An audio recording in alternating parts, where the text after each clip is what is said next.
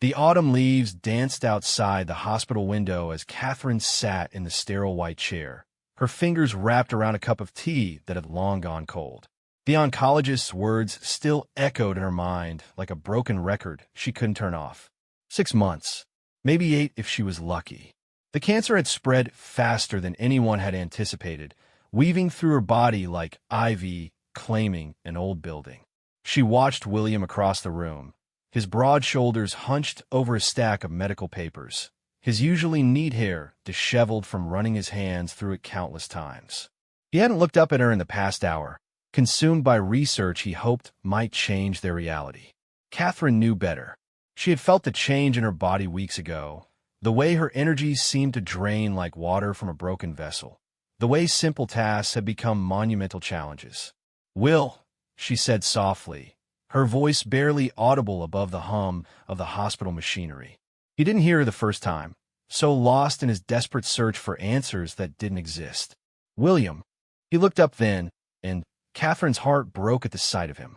His usually bright blue eyes were rimmed with red, dark circles underneath telling the story of sleepless nights spent worrying.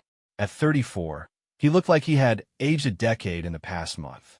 His stubble had grown unkempt, and his clothes hung loosely on his frame, evidence of meals forgotten and appetite lost.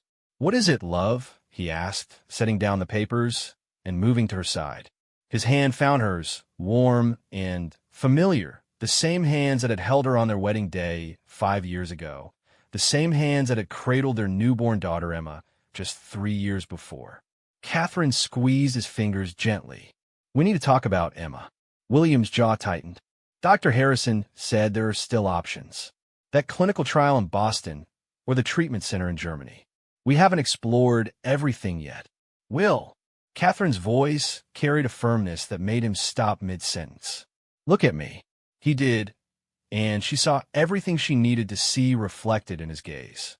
The fear, the denial, the desperate hope that was slowly crumbling like sand through fingers.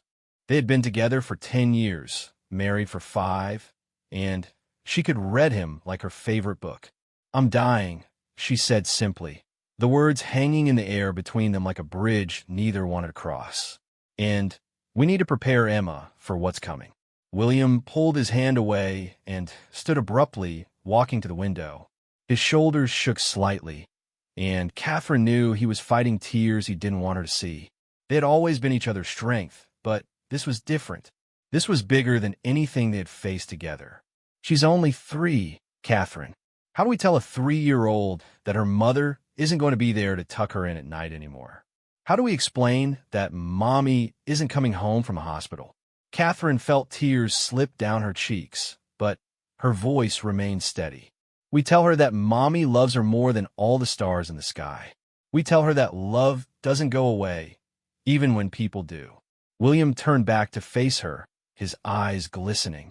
"This isn't supposed to happen to us. We're supposed to grow old together, watch Emma graduate from college, walk her down the aisle someday. We're supposed to have more time." "I know," Catherine whispered, "but this is the time we have, and we need to make it count." The next few days passed in a blur of visitors and hushed conversations. Catherine's sister Margaret flew in from Seattle, her usual bright demeanor subdued as she tried to maintain normalcy for Emma's sake.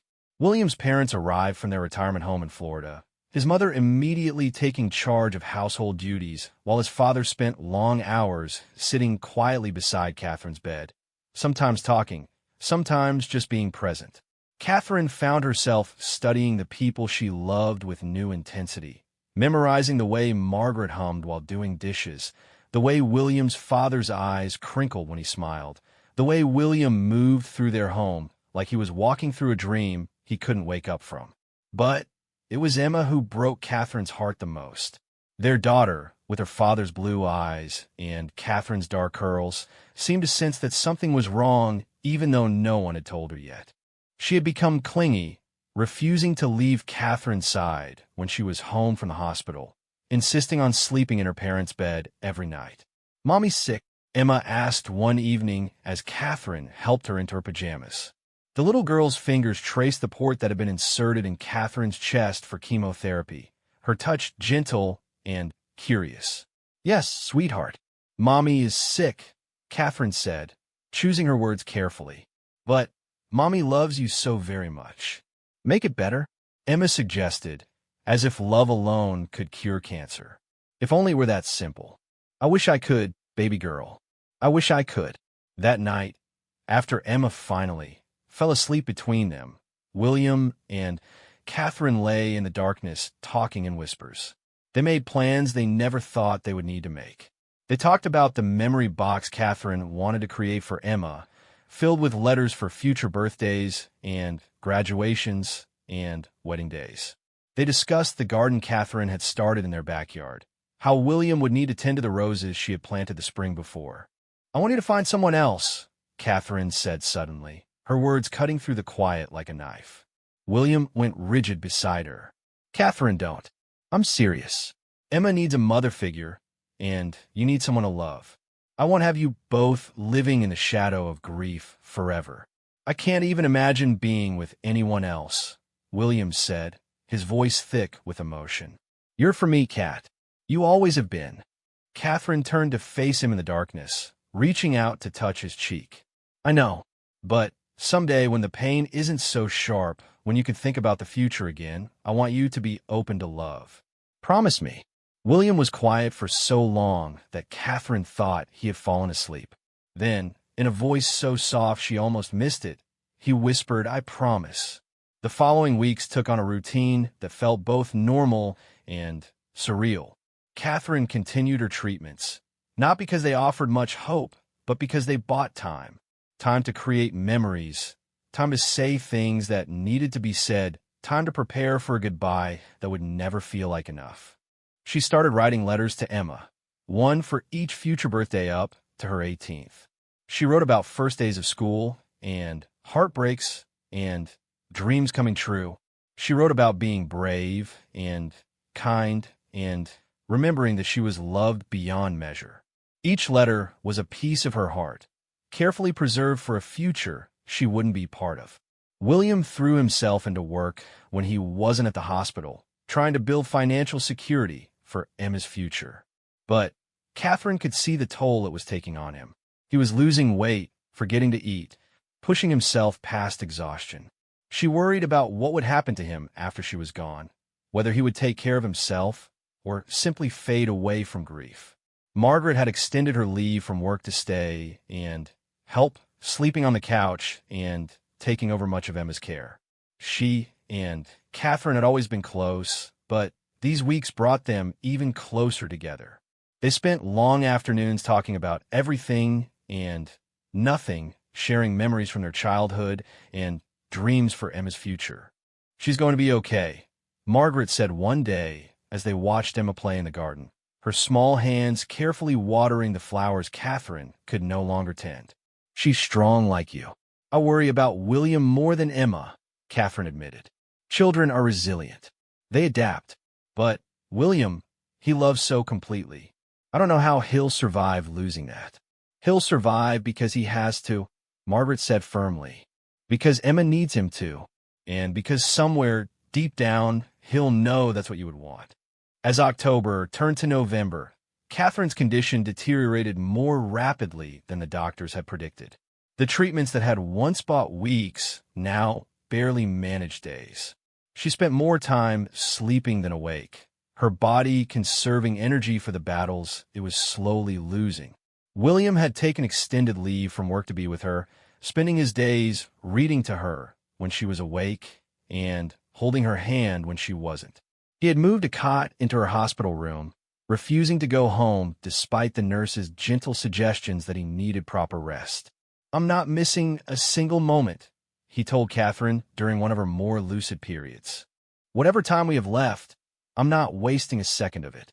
Catherine squeezed his hand weakly. "You need to take care of yourself. Emma needs you to be strong." "I am strong," he said, though they both knew he was running on fumes and determination. "I'm strong enough for this." But Catherine could see the cracks in his armor. She could see the way his hands shook when he thought she wasn't looking, the way he stared out the window, sometimes with an expression of complete devastation. She knew that her death would break him in ways he wasn't prepared for, and the knowledge of that broke her heart almost more than leaving Emma did. One particularly difficult night, as Catherine drifted in and, out of consciousness, she heard William talking to someone on the phone in the hallway. His voice carried through the thin walls, and she realized he was talking to a grief counselor about Emma, trying to figure out how to help their daughter through what was coming. "She keeps asking when Mommy is coming home," he said, his voice cracking. "And I don't know what to tell her anymore. How do I explain death to a 3-year-old? How do I make her understand that Mommy isn't coming back without terrifying her?" Catherine closed her eyes and let the tears flow freely. This was the hardest part, knowing that her death would wound the people she loved most deeply. Emma would grow up with only fragments of memories of her mother. William would have to navigate single parenthood while drowning in his own grief. And there was nothing she could do to shield them from the pain that was coming. The next morning brought Dr. Harrison with news they had all been dreading. The latest scans showed that the cancer had spread to Catherine's brain. The timeline that had already been shortened was now measured in days rather than weeks. William took the news with a stoicism that worried Catherine more than tears would have. He simply nodded, asked a few practical questions about pain management, and thanked the doctor for his honesty. But Catherine knew him well enough to recognize the shock in his stillness, the way he seemed to be holding his breath against the weight of reality. That afternoon, Margaret brought Emma to the hospital for what everyone understood would be their final visit together. Catherine had asked the nurses to help her sit up in bed and had put on the lipstick Emma always loved, wanting to look as much like herself as possible for this goodbye. Emma climbed carefully onto the bed, snuggling against Catherine's side with the unconscious trust of a child who still believed her mother could fix anything. They read books together and sang the silly songs Catherine had made up during bath times. Emma chattered about her day at Margaret's house, about the cat next door, and the leaves changing colors, and how Daddy looked tired all the time. "I love you to the moon and back," Catherine whispered into Emma's dark curls, breathing in the sweet scent of her daughter's shampoo. "Love you to the moon and back again," Emma replied, their special phrase that had become a bedtime ritual. When it was time for Emma to leave, Catherine held her just a moment longer than necessary, memorizing the weight of her small body, the way her tiny fingers curled around Catherine's thumb, the sound of her giggle when Catherine tickled her neck. "Be good for Daddy and Aunt Margaret," Catherine said, fighting to keep her voice steady. "When you coming home, Mommy?" Emma asked, and Catherine's heart shattered into 1,000 pieces. "I'll always be with you, baby girl," Catherine said, touching her hand to Emma's chest. "Right here in your heart. And every time you see a star, that's Mommy saying goodnight." Emma nodded solemnly, not fully understanding, but accepting her mother's words with the faith that children have in the people they love. Margaret gently lifted her from the bed, and Catherine watched her daughter walk away, knowing it was the last time she would see her alive. That night, alone with William in the dim hospital room, Catherine felt the weight of everything unsaid pressing down on her chest. She had used her remaining strength for Emma's visit, and now exhaustion pulled at her like a tide she could no longer resist. "William," she whispered, her voice barely audible. He was beside her instantly, leaning close to hear her words. "I'm here," he said, his hand finding hers in the darkness. "Take care of our girl," Catherine said, each word an effort. "Tell her stories about me. Show her pictures. Don't let her forget." "I promise," William said, tears streaming down his face now without reservation. "I promise, Catherine. She'll know how much you loved her." Catherine smiled weakly, her eyes already closing. "Love you always." Those were the last words she spoke before sleep claimed her, and, though William didn't know it yet, they would be the last words she would ever say to him. As he held her hand through the long night ahead, Catherine slipped quietly into a place where pain couldn't follow, leaving behind a love story that would echo in the hearts of those she left behind for years to come. The silence in the hospital room was deafening when the machines finally stopped their rhythmic beeping. William sat frozen beside Catherine's bed, still holding her hand even though it had grown cold in the 3 hours since her last breath. The morning sun filtered through the window blinds, casting golden strips across her peaceful face, and for a moment he could almost pretend she was just sleeping deeply. Dr. Harrison had been gentle but firm when he suggested William step outside while the nurses prepared Catherine's body, but William couldn't bring himself to let go. This was the end of everything he had known, the conclusion of the life they had built together, and once he walked out of this room, he would have to face a world without her in it. "Sir," the nurse said softly, "there are some forms we need you to sign when you're ready."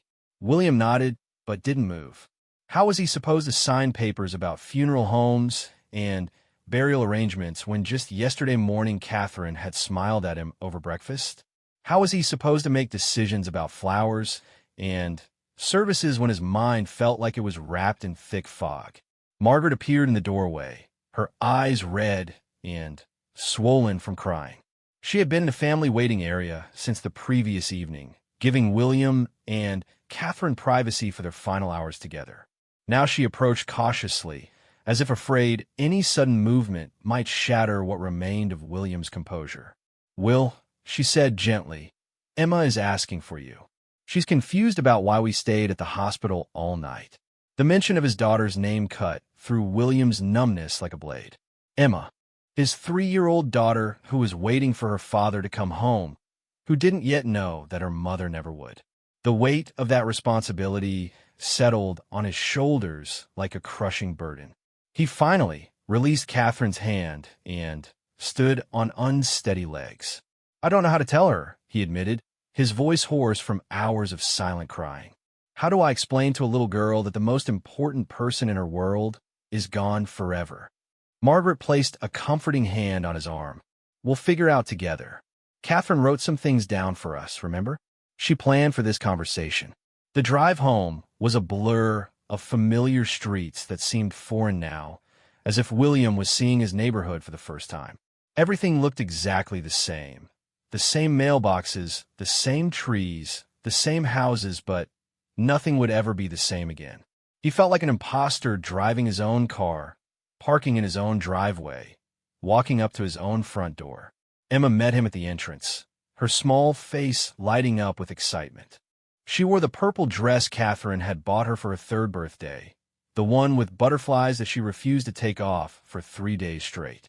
Her dark curls were messy from sleep, and she clutched her favorite stuffed rabbit against her chest.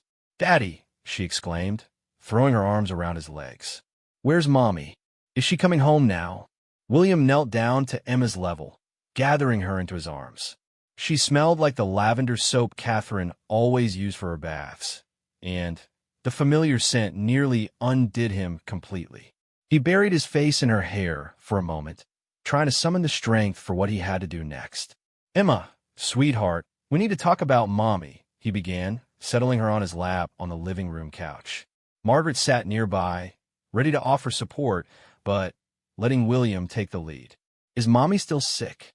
Emma asked, her blue eyes, so much like his own, wide with curiosity rather than concern.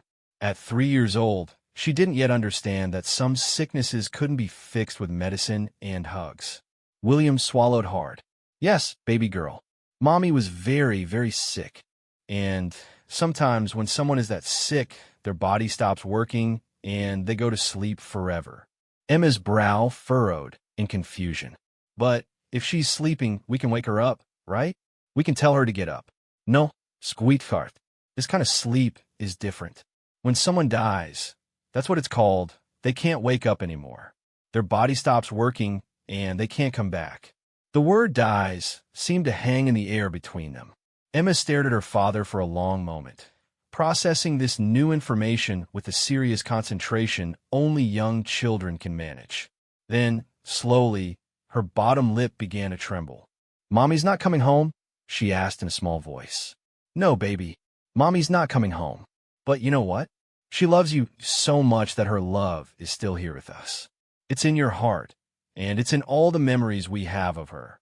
Emma began to cry then, not the dramatic wailing of a tantrum, but the deep, heartbroken sobs of a child who was beginning to understand loss for the first time. William held her tightly, his own tears falling into her hair as they grieved together on the couch where Catherine had read bedtime stories just days before. The next few days passed in a haze of funeral arrangements and well-meaning visitors. William moved through the tasks mechanically, choosing a casket, writing an obituary, selecting readings for the service. Catherine's friend Sarah from work offered to handle the flowers, and William's brother David flew in from Chicago to help with the practical details that seemed overwhelming in William's current state. Emma clung to William constantly, as if afraid that if she let him out of her sight, he might disappear too. She asked questions that broke his heart. Can we visit Mommy where she is now? Will Mommy be cold in the ground? Did I make Mommy sick? Each question required careful thought and gentle answers.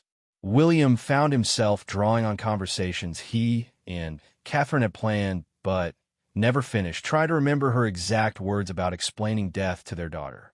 The grief counselor, Dr. Harrison, had recommended help, providing age-appropriate language and strategies for helping Emma process her loss. The funeral was held on a gray November morning at St. Mary's, the same church where William and Catherine had been married. The sanctuary was filled with people whose lives Catherine had touched, colleagues from the library where she worked, neighbors from their street, college friends who had traveled from across the country to say goodbye. William sat in the front pew with Emma on his lap, listening as various speakers shared memories of Catherine. Her favorite librarian colleague, Mrs. Peterson, talked about how Catherine had revolutionized their children's reading program. Catherine's college roommate, Jennifer, shared stories of late-night conversations and dreams for the future that would now never come to pass. But it was Margaret's eulogy that captured Catherine most perfectly. She spoke about her sister's gentle strength, her infectious laugh, the way she could make anyone feel valued and heard. She talked about Catherine's love for Emma, how she had embraced motherhood with the same passion she brought to everything else in her life. Catherine often said that love is the only thing that grows when it's divided. Margaret said, her voice steady despite her tears. She poured her love into William and Emma so completely that even though she's no longer with us physically, that love continues to multiply and spread to everyone whose lives she touched. Emma was remarkably well-behaved during the service, perhaps sensing the solemnity of the occasion. She whispered questions to William occasionally. Why is everyone crying? Where did all these people come from? But mostly sat quietly, occasionally waving at people she recognized. At the graveside, as they lowered Catherine's casket into the earth, Emma suddenly broke free from William's grasp and ran toward the grave. "Mommy," she called out, "don't go underground. It's dark down there." William caught her just before she reached the edge, scooping her up as she dissolved into tears. "It's okay, baby," he whispered, though nothing felt okay anymore. "Mommy's not really down there. That's just her body. The part of Mommy that loves us is somewhere beautiful and bright." "With the angels?" Emma asked, sniffling against his shoulder. "Yes," William said, though he wasn't sure what he believed anymore. "With the angels?" The reception afterward was held at William and Catherine's house, their living room filled with the quiet conversations of people who didn't quite know what to say. Casseroles and fruit salads covered every surface of the kitchen counter, enough food to last for weeks. Emma moved between guests like a small hostess, accepting hugs and cookies with the adaptability of childhood. As evening approached and the last visitors departed, William found himself alone in his kitchen with Margaret and David. Emma had finally fallen asleep on the couch, exhausted from the emotional weight of the day. The house felt too quiet without the background noise of guests, leaving only the hum of the refrigerator and the ticking of the clock Catherine had bought at a flea market during their second year of marriage. "What happens now?" William asked, staring at the mountain of condolence cards on the kitchen table. The question was directed at no one in particular, but it encompassed everything: how to raise Emma alone, how to return to work, how to function in a world that suddenly felt completely foreign. "Now you take it one day at a time," Margaret said. Catherine left you detailed instructions for a lot of things. There are letters she wrote for Emma's future birthdays, information about her favorite recipes, even suggestions for bedtime stories Emma might like as she gets older. William had forgotten about Catherine's letters in the chaos of the past few days. She had spent her final weeks creating a roadmap for their future without her, trying to anticipate every milestone and challenge Emma might face. The thought of those letters both comforted and terrified him. They were gifts from Catherine, but they were also constant reminders of everything she would miss.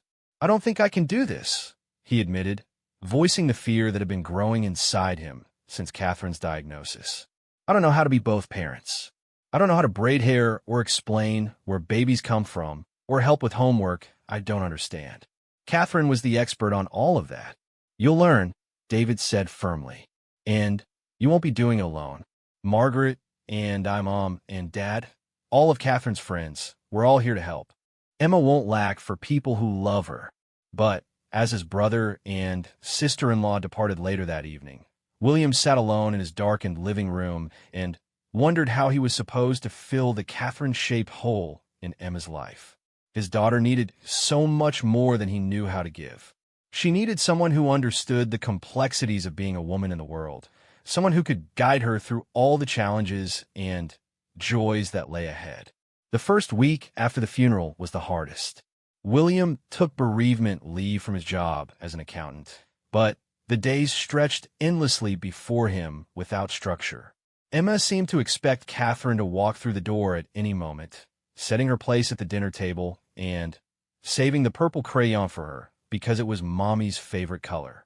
"When is Mommy coming back from being dead?" Emma asked one morning over breakfast, as if death was simply another place Catherine had traveled to, like a business trip that had gone on too long.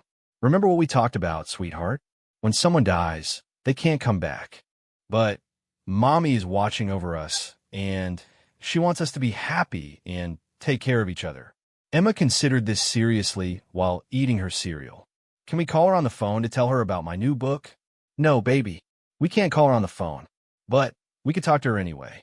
We can tell her about your book, and even though we can't hear her answer, she can hear us." That afternoon, William found Emma in her bedroom having an elaborate conversation with her stuffed animals, apparently updating them on recent events. "Mommy had to go away," she explained to her teddy bear. "She was too sick, and the doctors couldn't fix her. But Daddy says she still loves us from where she is now." Listening from the doorway, William realized that Emma was processing Catherine's death the only way she knew how, by incorporating it into her play and gradually making sense of this new reality.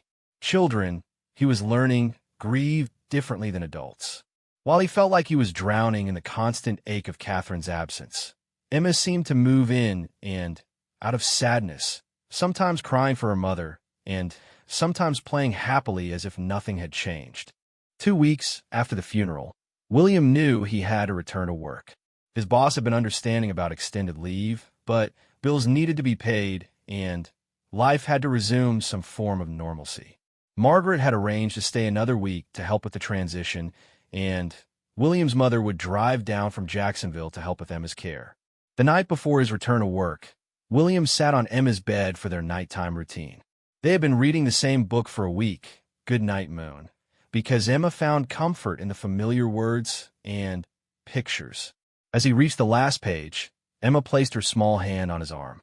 "Daddy, are you going to die too?" she asked, her blue eyes serious in the lamplight. The question hit William like a physical blow. He had been so focused on helping Emma process Catherine's death that he hadn't considered this logical next fear in her 3-year-old mind. "Oh, sweetheart," he said, pulling her close. "Everyone dies eventually, but most people live for a very, very long time. I plan to be here to take care of you for many, many years, until you're all grown up with children of your own. Promise?" Emma asked, her voice muffled against his chest. "I promise I will do everything I can to stay healthy and safe so I could be here for you," William said, choosing his words carefully. He couldn't promise something completely outside his control, but he could promise his commitment to their future together. That night, After Emma fell asleep, William went into his bedroom, the bedroom he had shared with Catherine for 5 years. Her clothes still hung in the closet. Her books were still stacked on the nightstand. Her coffee cup still sat on the bathroom counter, where she had left it the morning she went into the hospital for what they thought would be just another round of treatment. Margaret had gently suggested that he might want to pack some of Catherine's things away, not to forget her, but to make the daily reminders less painful. But William wasn't ready yet. Coming home to their shared spaces was like having small conversations with Catherine throughout the day. He could almost hear her voice commenting on Emma's latest amusing observation or reminding him to pay the electric bill. He picked up one of Catherine's sweaters from a chair where she had draped it weeks ago, bringing it to his face and breathing in the faint scent of her perfume. The sweater was soft and blue, the color she said brought out her eyes. She had worn it to Emma's parent-teacher conference at preschool, where Miss Jennifer had praised Emma's advanced vocabulary and social skills. "What am I supposed to do without you?" William whispered to the empty room. "How am I supposed to make the right decisions for Emma?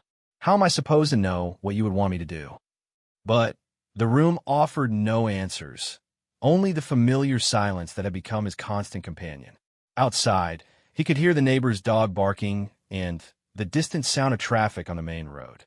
Life was continuing all around him while his own existence felt suspended in time, caught between the past he had lost and a future he couldn't yet imagine. William folded the sweater carefully and placed it back on the chair. Tomorrow he would return to work, begin the process of rebuilding some kind of routine for himself and Emma. He would answer the concerned questions of coworkers and try to pretend that he was managing better than he actually was. He would pick Emma up from his mother's house in the evening, and they would have dinner together and read stories and slowly figure out how to be a family of 2 instead of 3. But tonight, in the quiet darkness of the room he had shared with the love of his life, William allowed himself to fall apart completely. He cried for the conversations he and Catherine would never have, for the milestones she would miss, for the way Emma's face lit up when she heard her mother's voice. He cried for the plans they had made that would now never come to fruition, for the old age they would never share, for the grandchildren Catherine would never spoil. And when the tears finally stopped, when exhaustion finally overcame grief, William fell asleep on top of the covers, still fully dressed, dreaming of autumn leaves dancing outside hospital windows and small hands reaching for mothers who could no longer reach back. 6 months after Catherine's death, William sat in his car outside Emma's preschool, watching other parents pick up their children with an efficiency he envied. They moved with the casual confidence of people whose lives hadn't been upended, chatting easily about weekend plans and upcoming holidays. William still felt like he was performing the role of a functioning adult rather than actually being one. Emma burst through the preschool doors with her usual exuberance, her backpack bouncing against her legs as she ran toward the car. At 3.5, she had grown taller and more articulate, but she still had moments when she would suddenly remember that Mommy wasn't coming to pick her up anymore. "Daddy," she called out, climbing in her car's seat with practiced ease. "Miss Jennifer said we're going to plant flowers for Mother's Day, and I can plant some for Mommy even though she's not here anymore." William's chest tightened at the casual way Emma mentioned Catherine now, as if her mother's death was simply another fact about their family, like having brown eyes or living in a blue house. Children, he had learned, adapted to tragedy with a resilience that both amazed and broke his heart. "That sounds beautiful, sweetheart," he managed, adjusting her car seat straps. "What kind of flowers are you going to plant?" "Purple ones, because purple was Mommy's favorite color." Miss Jennifer remembered that from when Mommy came to read stories. The drive home took them past the cemetery where Catherine was buried. Emma always looked out the window when they drove by, sometimes waving at the general direction of Catherine's grave, sometimes sitting quietly with her thumb in her mouth. Today she was chatty, describing in elaborate detail the butterflies she had seen during outdoor playtime. At home, William went through the evening routine they had finally established after months of trial and error. Dinner was often something simple: grilled cheese sandwiches, spaghetti with butter, chicken nuggets. Foods Emma would actually eat without the negotiation skills Catherine had possessed. Bath time had become William's specialty, complete with excessive amounts of bubbles and bath toys that somehow always ended up on a bathroom floor. During story time, Emma selected one of the books Catherine had loved reading to her, a collection of fairy tales with beautiful illustrations. As William read about brave princesses and magical kingdoms, Emma interrupted with her usual questions and observations. "The princess in this story doesn't have a mommy either," she noted matter-of-factly, pointing to an illustration of Cinderella. "But she got a fairy godmother to help her." "Do I have a fairy godmother?" "Well," William said, considering the question seriously, "Aunt Margaret is kind of like your fairy godmother, and Grandma Nancy, and all the people who love you and want to help take care of you. But they're real people, not magical," Emma pointed out with 3-year-old logic. "Sometimes real people can be pretty magical too," William said, thinking of all the ways Margaret and his mother had stepped in to fill the gaps in Emma's care. Margaret had moved back to town permanently, taking a job at the local library and becoming a constant presence in their lives. His mother made the drive from Jacksonville every other weekend, arriving with homemade cookies and endless patience for Emma's questions and needs. After Emma fell asleep, William retreated to his study to work on the financial planning he did for clients. Numbers and spreadsheets provided a refuge from grief, requiring the kind of logical thinking that left little room for emotion. He had thrown himself into work with an intensity that worried his friends, but it was the only way he knew how to cope with the vast emptiness that Catherine's absence had left behind. Around 10 o'clock, his phone rang. The caller ID showed Margaret's name, and William felt the familiar spike of anxiety that came with unexpected evening calls. Since Catherine's death, late-night phone calls felt like harbingers of additional tragedy. "Hey, Will." Margaret's voice was warm and normal, immediately easing his worry. "I know it's late, but I wanted to talk to you about something. Is everything okay?" William asked, saving his work and leaning back in his desk chair. "Everything's fine. I was actually calling about Emma's birthday next month. I've been thinking about what Catherine would have wanted for her 4th birthday party." William had been dreading Emma's birthday. It would be her first without Catherine, and he had no idea how to make it special while navigating his own grief around such a significant milestone. Catherine had always been the planner in their family, the one who remembered important dates and created magical celebrations. "I found something while going through some of Catherine's things," Margaret continued. She wrote out detailed plans for Emma's next few birthday parties, complete with themes, decorations, cake ideas, even suggestions for gifts. She planned a fairy garden party for this year. William felt tears prick his eyes. Even in death, Catherine was still trying to take care of their daughter, still thinking ahead to moments she wouldn't be there to witness. "A fairy garden party sounds perfect," he said, his voice thick with emotion. "I wouldn't even know where to start with something like that." "That's where your fairy godmother sister-in-law comes in," Margaret said with gentle humor. "I can handle all the details." Catherine even included a list of which of Emma's preschool friends to invite. Over the next few weeks, William watched Margaret transform their backyard into a magical fairy wonderland. She hung twinkling lights from the trees, created tiny fairy houses from painted flower pots, and set up a garden station where the children could plant their own miniature gardens to take home. Catherine's detailed notes guided every decision, from the butterfly-shaped sandwiches to the lavender lemonade she had planned to serve. The morning of Emma's birthday, William woke early and made his usual pilgrimage to Catherine's grave. He had started this ritual in the weeks after her death, visiting her every morning before Emma woke up. It gave him a chance to talk to her about their daughter, to share the small victories and challenges of single parenthood. "It's Emma's birthday," he said, settling cross-legged on the grass beside her headstone. "She's 4 today. I can't believe how much she's grown since you left us." The morning was quiet except for birds singing in the nearby oak trees. William had stopped expecting answers to his one-sided conversations, but talking to Catherine helped him organize his thoughts and feel connected to her memory. "Margaret found your party plans," he continued. "Every detail, just like always. Even in the middle of everything you were going through, you were still thinking about making Emma's life beautiful. I don't know how you did it, Cat.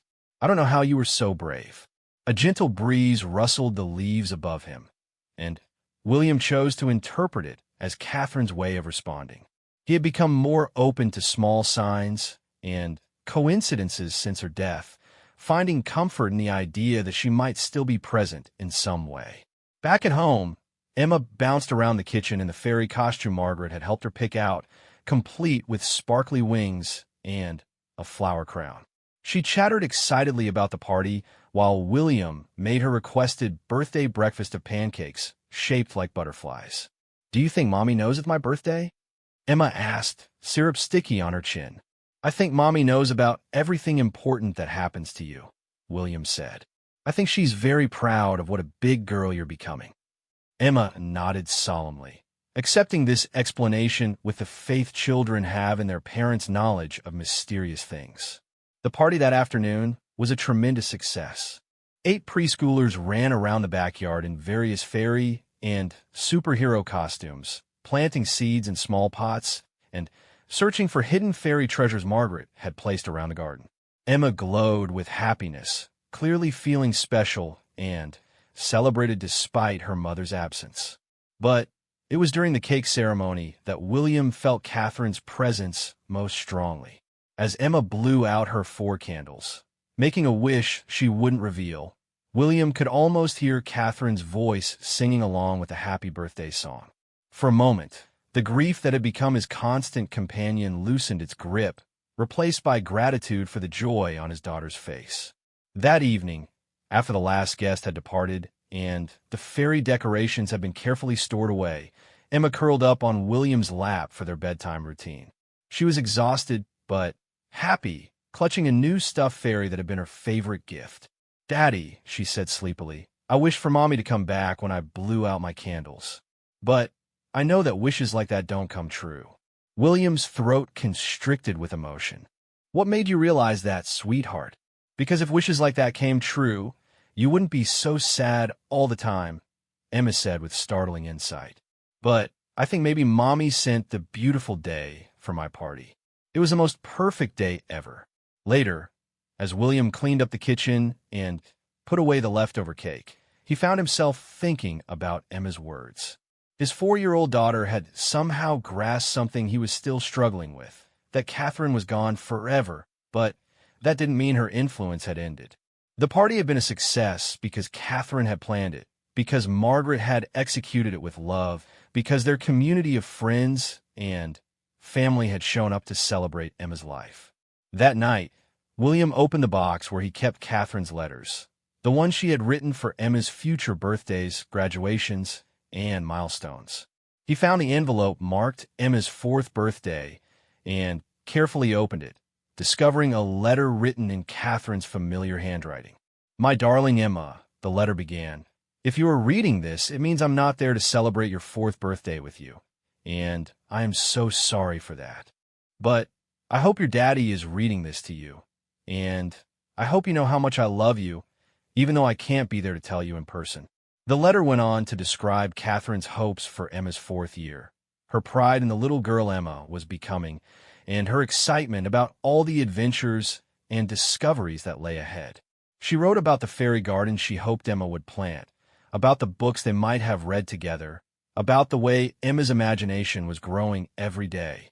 "I hope you had the most magical birthday party," Catherine wrote near the end of the letter. "I hope you felt surrounded by love from all the special people in your life. And I hope that sometimes when you're playing in the garden or looking at the stars, you feel me there with you, because part of me will always be with you, my sweet girl." William wiped his eyes and looked at Emma, who had fallen asleep against his chest while he read. She looked so peaceful, so trusting, so resilient in the way that children are. He realized that Catherine had been right. Love doesn't disappear when someone dies. It transforms and continues, passed along through memories and traditions and the care of people who remain. The next morning brought a new routine. William had decided to take Emma to visit Catherine's grave for the first time since the funeral. He wasn't sure if his 4-year-old daughter was ready for it, but something about the previous day's celebration made him want to share it with Catherine in a more direct way. "We're going to visit Mommy today," he told Emma over breakfast. "At the place where her body is sleeping?" Emma asked, remembering their previous conversations about death. "Yes, at the cemetery.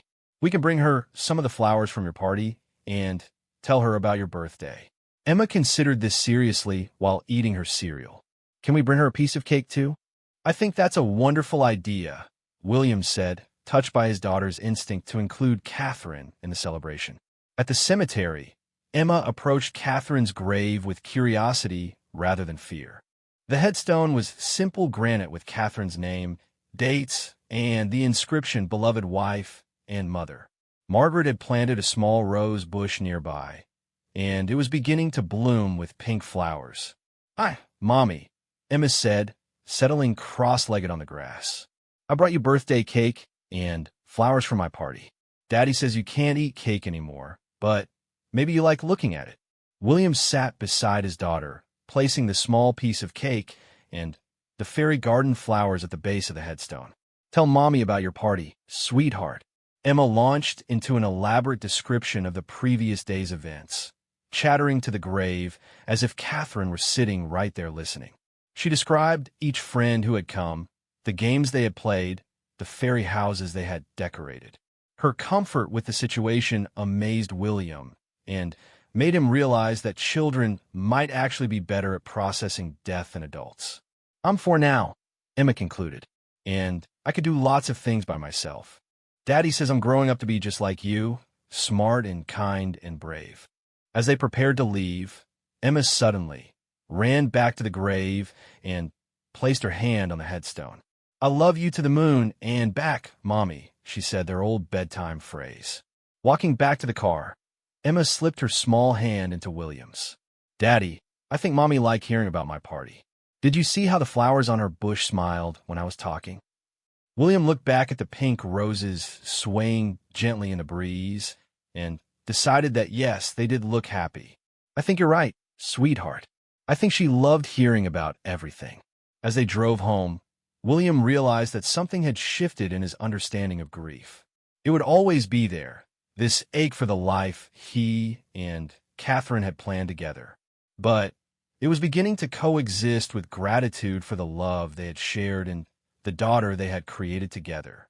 Emma was growing up without her mother, but she was not growing up without Catherine's love. That love lived on in the birthday parties Catherine had planned, the letters she had written, the value she had instilled in her short time as Emma's mother. That night, as William tucked Emma into bed, she asked the question that had become part of their nightly routine. "Tell me a story about when you and Mommy were young." William smiled and settled into the chair beside her bed. These stories had become his way of keeping Catherine alive for Emma, of making sure their daughter knew her mother as more than just someone who had died. "When Mommy and I first met," he began, "she was working at the library, and I came in looking for a book about gardening because I wanted to plant flowers for my apartment balcony. But I knew absolutely nothing about plants. And Mommy helped you?" Emma prompted, even though she had heard this story many times before. "Mommy spent an hour helping me pick out the perfect books. And then, when I was checking out, she wrote her phone number on a piece of paper and told me to call her if I had any questions about the plants."